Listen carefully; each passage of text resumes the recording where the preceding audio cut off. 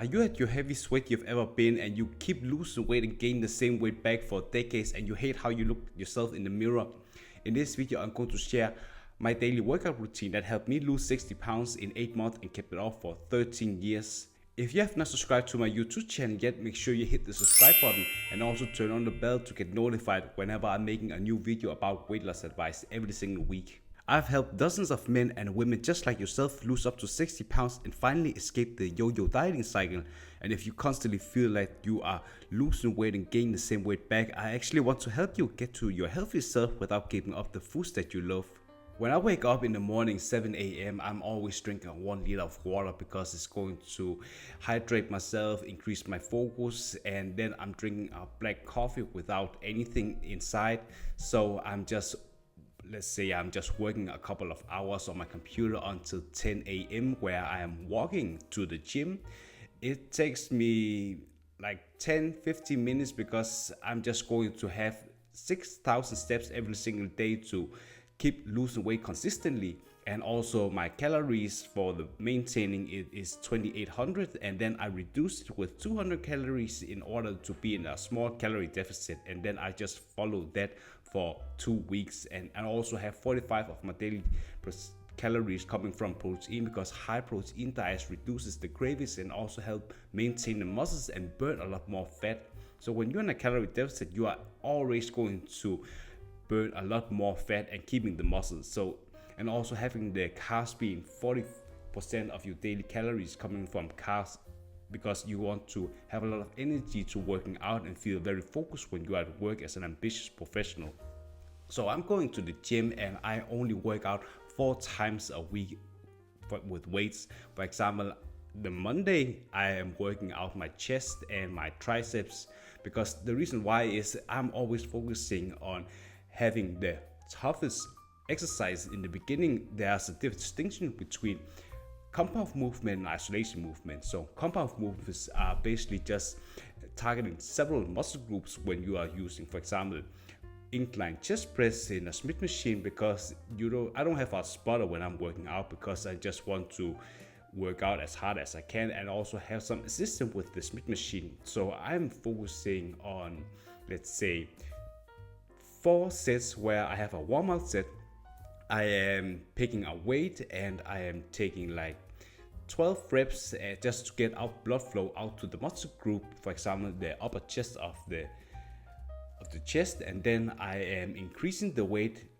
For example, the first set I'm increasing that, so I'm resting 60 seconds and then I'm hitting 10 to 12 reps and then I'm resting again, and I'm trying to increase the weight with 2.5 kilos because I always want to focusing on getting stronger, and sometimes I'm not able to get stronger. So I'm just writing down in my note that I need to be aware the next time I'm doing chest press in a Smith machine is that I am going to keep the same weight or decrease it. So I'm doing that until like 3 sets. So that is the first exercise, and then the next exercise I'm going over to incline chest press where I am targeting the upper part of the chest area again.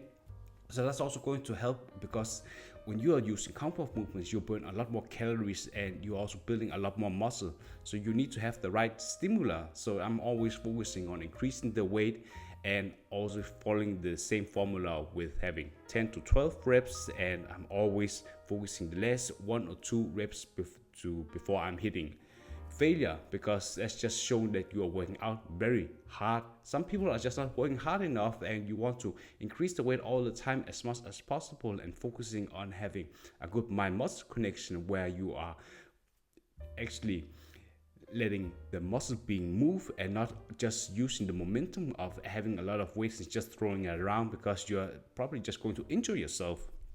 And then after doing that compound movement, I'm going over to isolation movement where I'm trying to target for example, the chest area from a different side.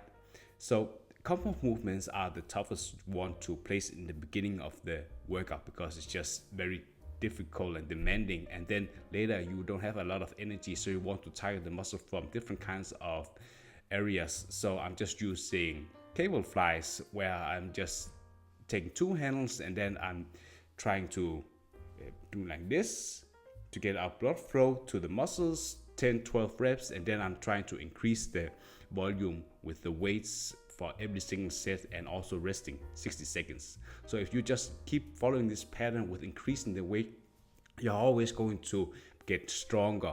And if you feel that you are having trouble with increasing the weight, you're just going to keep at the same weight. And after I've been working out the chest area with compound movement and isolation movement, then I go over to targeting the triceps, because you've already been putting a lot of volume on your triceps by using the compound movement. So you are targeting the triceps from different kinds of angles.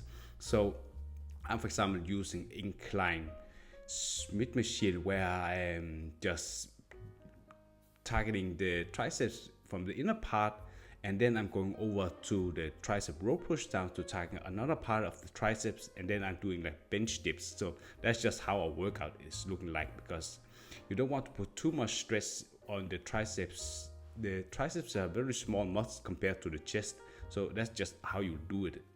And I always focusing on having a notepad with me to write down how I'm feeling with I'm working out. It's basically just how you are writing down like different kinds of exercises and increasing the weight all the time.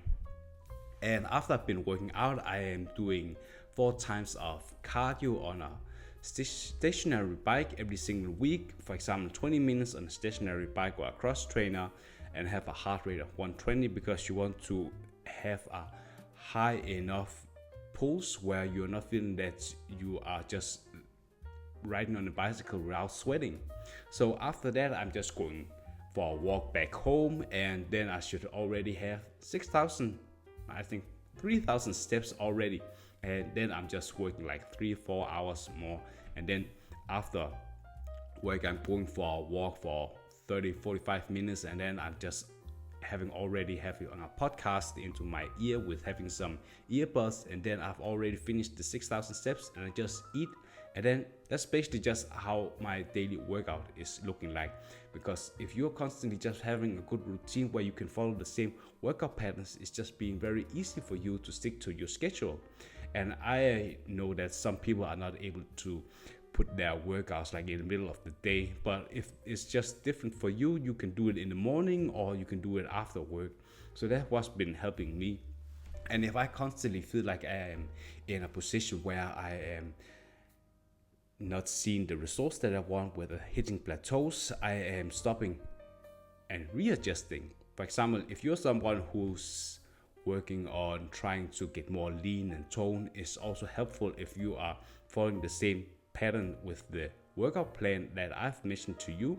For example, the chest workout, then the next day you are focusing on the back area and the hamstrings, and then the next day again you're working on your shoulders and your biceps, and then the last day you're working out your quads and also your abs. And then there's 3 days in the week where you can just rest. On rest days, I'm usually just going for a walk or running for 30 minutes or 20 minutes instead of doing cardio on a stationary bike. And I'm also focusing on having a yoga mat at home, stretching and using a foam roller to just make sure that I'm stretching, to make sure that I'm being able to be very flexible when I'm working out, and also reducing all the muscle tension with having this foam roller to press out all the tension that have been accumulating throughout the week. I'd love to know, what is your biggest takeaway from the video so far? Just comment below and let me know. And if you feel like you are having a lot of struggles with being in a plateau, it's most often because you're just feeling that you are not tracking the weights and also the scale. I'm always starting out my workout plan to lose weight with having a lot of measurements about my body, so I can track that every 4th week, and then also weighing myself after in the morning. For example, if I'm waking up, I'm also going to the bathroom and be naked when I'm weighing myself, because I don't want the clothes to be affected when I'm trying to weigh myself. And I do that every single week. And if you are, let's say, following the same workout routine, like after 2 weeks and diet plan, you're going to lose weight. It should be probably 1 to 2 pounds every single week.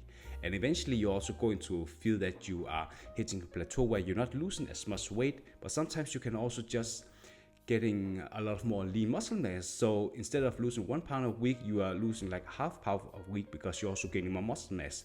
So you will also want to adjust that and take that into consideration when you're trying to work out to lose the weight. And also, you should be so stressed about it. You always want to have a coach on your side to help you figure out what's the optimal way. If you are building more muscle around your shoulders and you have a smaller waist, it's just a sign that you are focusing on recomposition, where you're building more muscles and losing more weight. And maybe after 4 weeks, you can see that you're actually right. You have lost a lot of inches around your waist and also build a lot more muscle. And also looking at the before and after pictures. If you're ready to finally lose the weight for good and become the most healthiest version of yourself, just like you saw with the transformation pictures in the beginning of the video, there's a link in the description and in the comment section where you can apply for coaching with me and really just see if you are fit to work with me, and we'll build a game plan together.